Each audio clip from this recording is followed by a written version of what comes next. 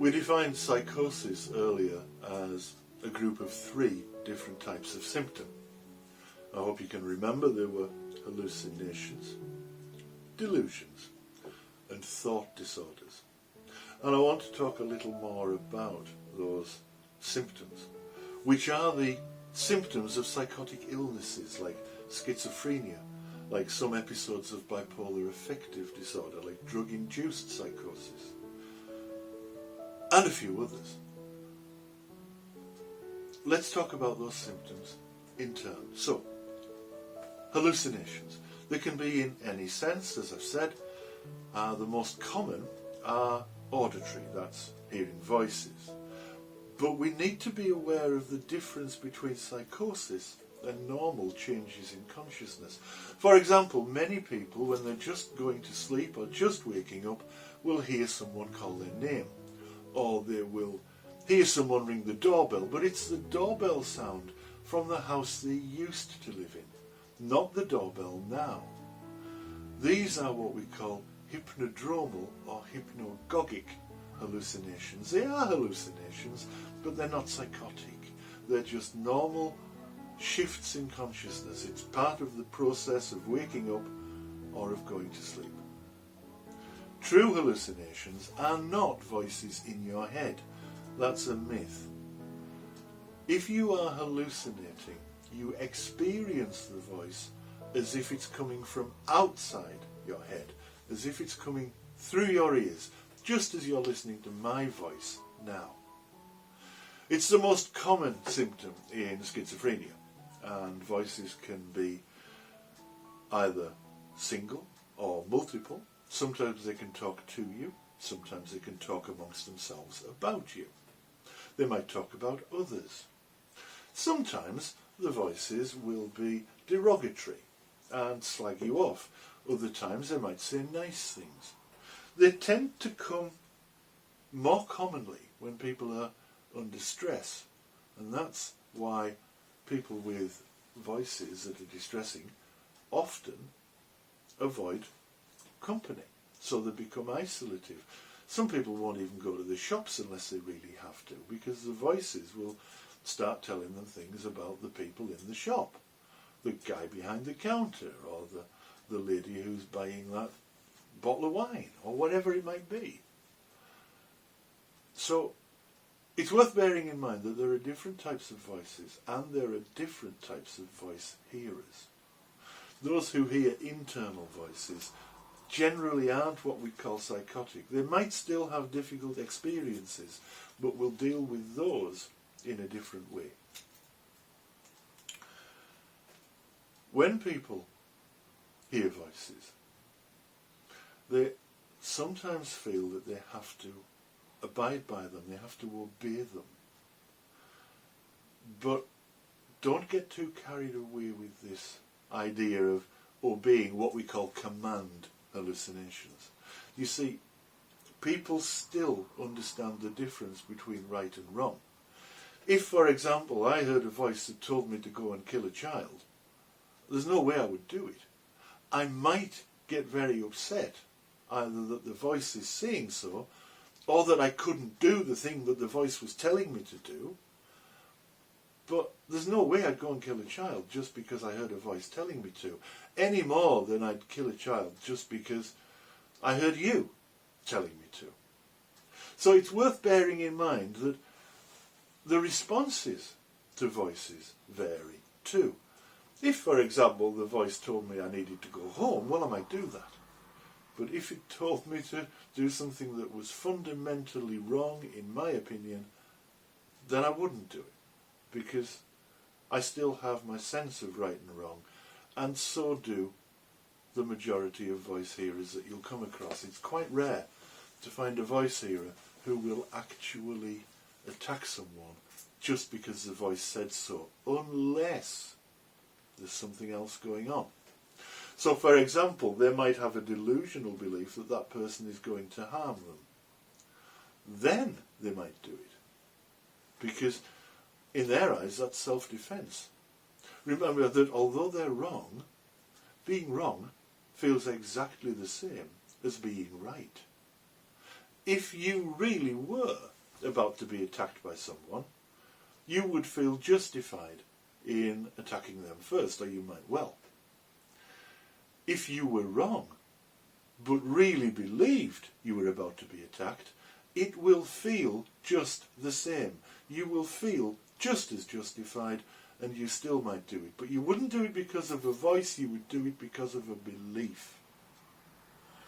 And that's where we hit the key. I mentioned to you about Rom and Escher and their work with voice hearers in Holland. I think I mentioned it in the questionnaire answers.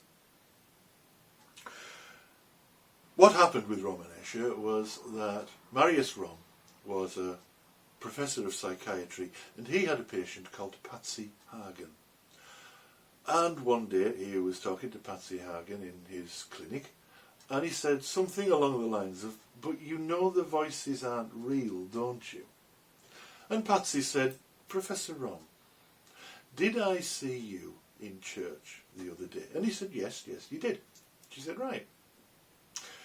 Do you believe in God?" "Yes," he said, "I do." "Has God ever spoken to you, that you've heard him speak?" "No," said Marius.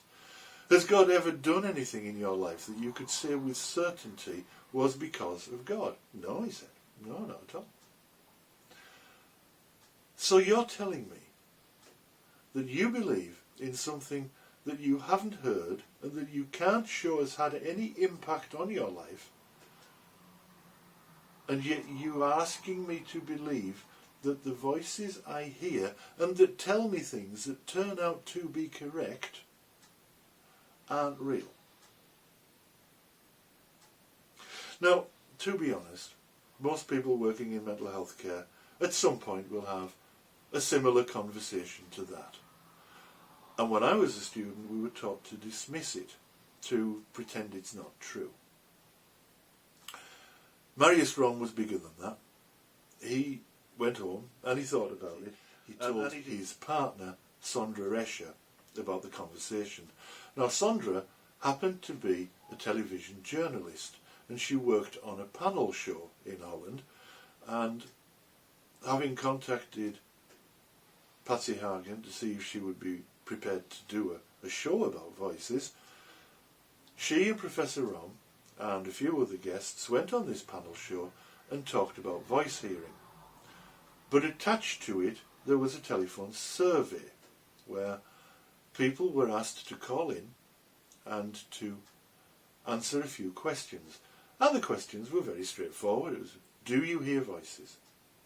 If you hear voices, are you distressed by those voices? Would you mind taking part in further research? Well, they expected to have a few calls. They were overwhelmed by the number of calls they got. Literally thousands of people called that helpline that night, or that survey that night.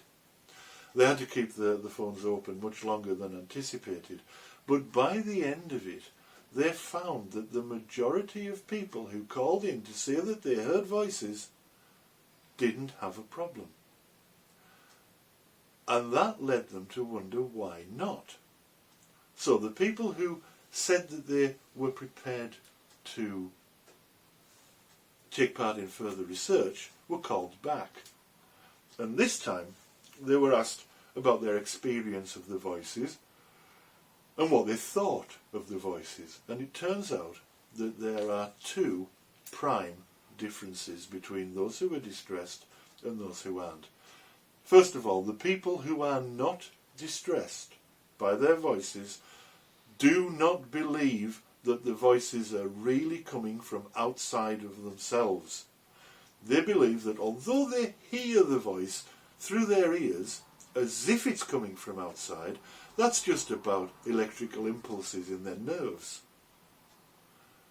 Actually, the voices are inside, and because they're inside, they're part of them. They're just like thoughts. And if you can control your thoughts, you can control your voices. It takes a little bit of practice, but it's more than possible, and many people do it. That's why they don't have problems with their voices. The second, slightly less effective one, is for those people who don't believe that the voices are them. They genuinely think that the voices are someone outside of themselves. It's not quite as effective, but it's still pretty good. It's based upon the principle of social rank. Who has the highest rank? Who has the most authority? The voice hearer or the voice? So if, for example, you hear a voice telling you to, I don't know, go to the shops, whatever it might be, do something, and you believe that that's the voice of Millie Molly Mandy, the little 2-year-old girl who lives down the lane, well, you don't have to do what a little 2-year-old girl tells you, so you don't do it. If, on the other hand, you believe that that is the voice of God, or the devil, or of the aliens from Mars who will destroy the planet unless you do what you're told, that's different. Then it's much harder to say no. So, social rank is the second best way that we know to help people to overcome the distress associated with their voices. It doesn't necessarily mean the voices will go away, but if the voices don't bother you, so what? And that will lead us on shortly to an idea about recovery. But before we get there, I'd like to ask you to complete the voice hearing exercise in your workbook.